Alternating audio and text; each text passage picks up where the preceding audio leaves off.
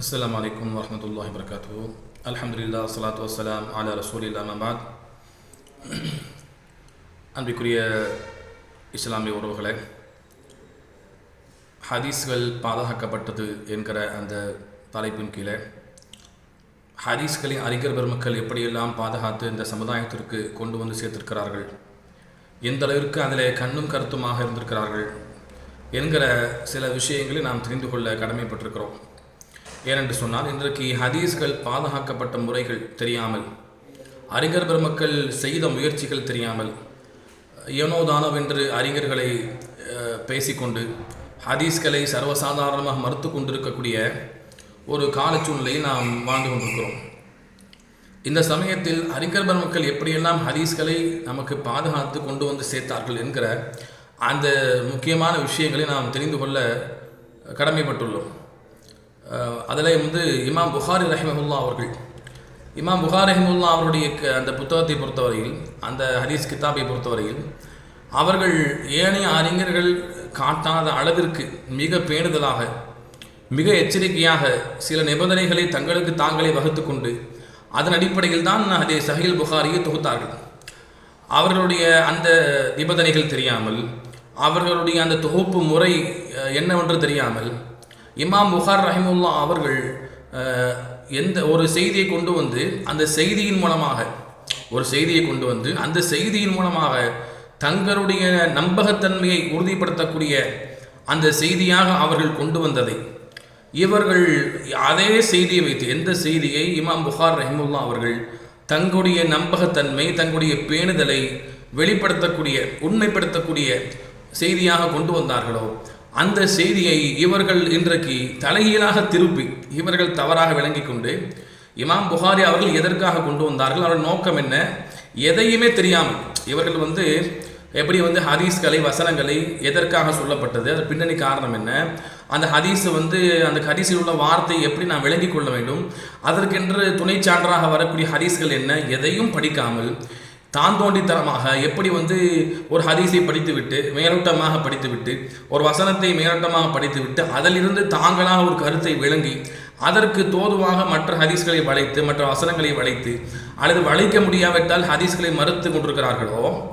அதே போல இமாம் புகார் ரஹிமுல்லா அவர்கள் எதற்காக செய்தியை கொண்டு வந்தார்கள், எதற்காக அந்த செய்தியை பதிவு செய்தார்கள் என்கிற எந்த ஒரு அடிப்படையும் தெரியாமல், இப்போ ஒரு செய்தியை நான் பதிவு பண்ணுறேன்னு சொன்னால் அது எதற்காக பதிவு பண்ண எனக்கு தான் தெரியும். அப்போ நான் இதற்காக என்று சொன்னால் மட்டும்தான் அதனுடைய முழு விளக்கங்கள் நமக்கு தெரிய வரும். நாம என்ன செய்ய முடியாது, ஒரு யூகத்தில் சொல்ல முடியாது. அல்லாஹ் குர்ஆன்ல சொல்கிறானா இல்லையா, இன்ன பாவம் சில யூகங்கள் கெட்டதாக மாறிவிடும் அல்லாஹ் சொல்கிறோம். அப்போ நாம என்ன செய்ய முடியாது, யூகத்தில் ஒன்றை முடிவு செய்ய முடியாது.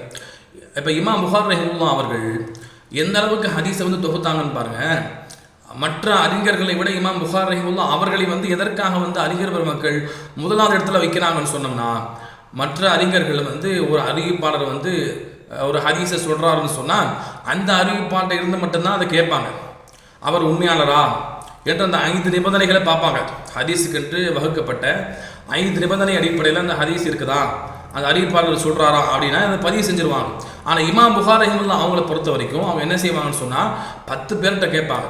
இந்த அறிவிப்பாளர் தவிர்த்து மீதம் 9 நபர், அப்போ இந்த அறிவிப்பாளரை சேர்த்து 10 நபர்கிட்ட இந்த செய்தியை கேட்டு அவர்கள் அனைவருமே இந்த செய்தி உண்மைதான், அல்லாஹ்வுடைய தூதர் ஸல்லல்லாஹு அலைஹி வஸல்லம் காலத்தில் சொல்லப்பட்ட செய்தி தான், நாங்களும் கேள்விப்பட்டிருக்கிறோம் என்று சொன்னால் மட்டும்தான் இமாம் புகார் ரஹிமுல்லா அவர்கள் அந்த ஹதீஸை பதிவு செய்வாங்க.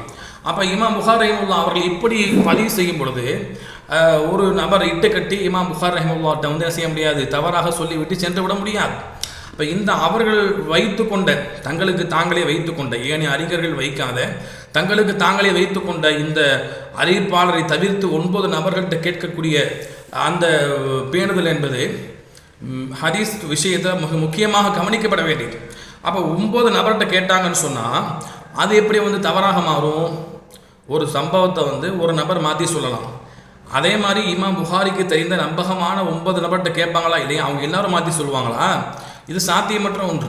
அப்போ இதிலேயே இமாம் புகார் ரஹிமுல்லாவுடைய நம்பகத்தன்மை என்ன, ஹதீஸை பதிவு செய்வதற்கு ஏனைய அறிஞர்கள் காட்டாத கூடுதலான பேணுதல் எந்த அளவுக்கு இமாம் புகார் ரஹிமுல்லா காட்டினாங்க என்பதை நம்ம புரிந்து கொள்ளலாம். அடுத்து நீங்கள் பார்த்தீங்கன்னு சொன்னால், இரண்டாவதாக இமாம் புகார் ரஹிமுல்லா அவர்கள் ஏனைய அறிஞர்கள், அதாவது தனக்கு கீழுள்ள முஸ்லீம் ரஹிமஹுல்லாஹ் இவர்களை விட இமாம் புகாரி ரஹிமஹுல்லாஹ் அவர்கள் ஒரு கூடுதலாக இமாம் புகாரி அவர்கள் ஹதீஸை அறிவிக்கக்கூடிய அறிவிப்பாளர் விஷயத்தில் ஒரு முக்கியமான ஒரு விஷயத்தை கடைபிடித்தார்கள். என்னன்னு சொன்னால், இமாம் முஸ்லீம் ரஹிமஹுல்லாஹ் ஒரு நபர் அவங்கள்ட்ட ஒரு செய்தி அறிவிக்கிறாருன்னு சொன்னால், அந்த செய்தி அவர் யார் அறிவிக்கிறாரோ அவர் யார்கிட்டேருந்து கேட்டாரோ அவருடைய காலத்தில் வாழ்ந்தால் போதும்.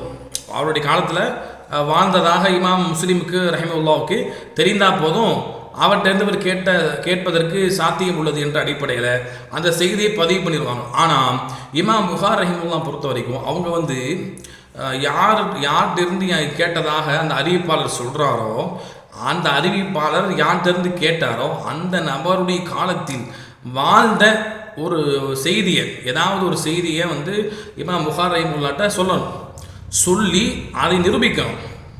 அப்படி நிரூபித்தா மட்டும்தான் என்ன செய்வாங்க, இவர் அந்த காலத்தில் வாழ்ந்திருக்கிறாரு என்கிற அந்த நம்பகத்தன்மையின் அடிப்படையில் அவர்கிட்ட செய்தியை பதிவு செய்வாங்க. இவர் அந்த காலத்தில் வாழ்ந்தாரா இல்லையா என்று இமாம் புகாரி ரஹிமஹுல்லாஹ் அவர்களாக பார்த்து முடிவு செய்யாமல் மற்றவர்களைப் போல அவர்கிட்ட இருந்து என்ன செய்வாங்க, அந்த காலத்தில் வாழ்ந்ததாக ஏதாவது ஒரு சம்பவத்தை சொல்லி நிரூபிக்கணும்.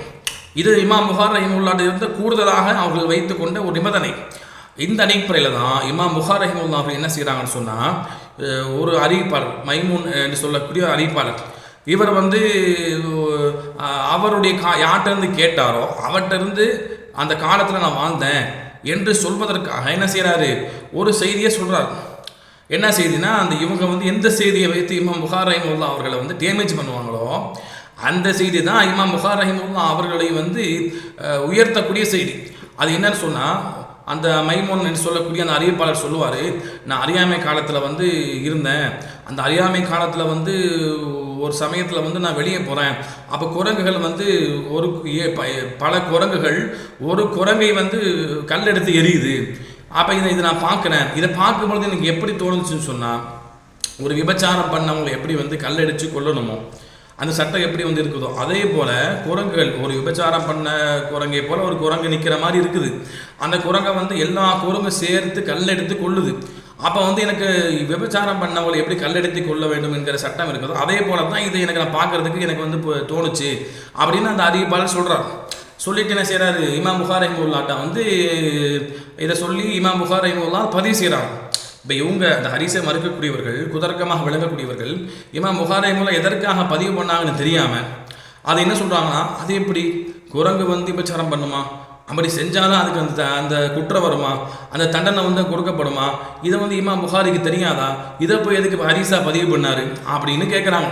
இமாம் புகாரி டேமேஜ் பண்ணுறாங்க. முதல்ல நம்ம புரியணும், இந்த செய்தியில் அந்த அறிவிப்பாளர் சொன்னது ஹதீஸ் கிடையாது, அவர் தன்னுடைய வாழ்க்கையில் சந்தித்த ஒரு செய்தியை சொல்கிறார்.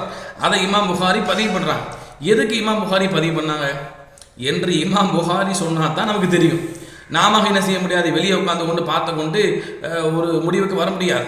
இப்போ இமாம் புகாரி ரஹிமஹுல்லாஹ்வுடைய அந்த சஹீஹ் புகாரி விளங்குவதற்கு முக்கியமாக எல்லா அறிஞர் பெருமக்களும் சொல்லக்கூடிய முக்கியமான ஒரு உசூல் என்னன்னு சொன்னால், ஃபிக்ஹு இமாம் புகாரி அலா தர்ஜுமத்தின்னு சொல்லுவாங்க. இது இமாம் புகாரி ரஹிமஹுல்லாஹ்வுடைய ஹதீஸ் புத்தகத்தை விளங்குவதற்கு பேசிக்காக உள்ள ஒரு அடிப்படையான ஒரு விதி.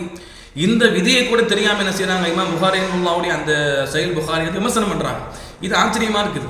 என்னன்னு சொன்னால், இமாம் புகாரி ரஹிமஹுல்லாஹ்வுடைய அந்த ஹதீஸை விளங்குவதற்கு அவர்கள் அந்த ஹதீஸுக்கு என்ன தலைப்பிட்டார்கள் என்று பார்க்கணும். இது இமாம் புகாரி ரஹிமஹுல்லாஹ் தொகுத்த முறையினுடைய முக்கியமான விஷயம்.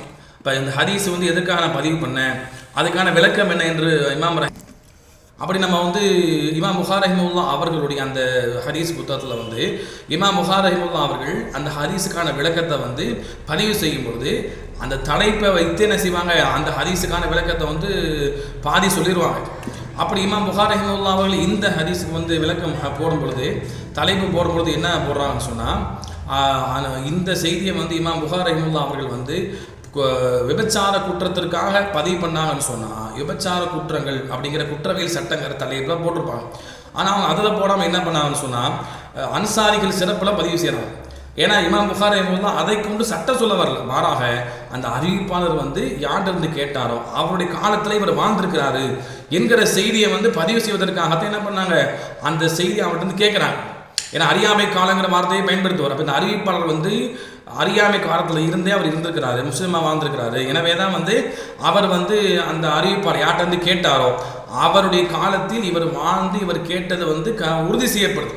அவர் சொன்ன அந்த சம்பவத்தின் மூலமாக உறுதி செய்யப்படுது. மற்ற அறிஞர்கள் வந்து என்ன செய்வாங்க, மற்ற அறிஞர்கள் வந்து இமாம் புகாரி அல்லாத மற்றவங்க முஸ்லீமாக இருந்தால் கூட இவர் அவர் காலத்தில் வாழ்ந்தாரா, ஓகே, வாழ்வதற்கு சாத்தியம் இருந்தால் போதும். ஆனால் இமாம் புகாரி ரஹிமஹுல்லா வந்து அவர் வாழ்ந்ததாக ஏதாவது செய்தி என்ன செய்யணும், பதிவு செய்ய வேண்டும். அந்த அடிப்படையில் தான் என்ன பண்ணாங்க, இந்த செய்தியை பதிவு பண்ணாங்களே தவிர அறிவிப்பாளருடைய நம்பகத்தன்மையை உறுதிப்படுத்துவதற்காகத்தான் அவர்கிட்ட இருந்து அவர் அந்த காலத்தில் வாழ்ந்தாரா என்பதற்கான ஒரு வாசகத்தை சொல்லி அவர் சொல்கிறார், அறியாமை காலத்தில் நான் வாழ்ந்தேன், அந்த காலத்தில் இருந்து நான் இருக்கிறேன், முஸ்லீமாக இருக்கிறேன், அந்த காலத்தில் இந்த சம்பவத்தை பார்த்தேன்னு சொல்கிறார். அப்போ அறிவிப்பாளருடைய நம்பகத்தன்மைக்காக அந்த செய்தி கொண்டு வந்தாங்களே தவிர தேவையில்லாமல் அந்த குரங்கு விபச்சாரம் பண்ணிச்சு, குரங்குக்கு விபச்சார தண்டனை கொடுக்கப்பட வேண்டும் என்பதற்காக பதிவு செய்யலை.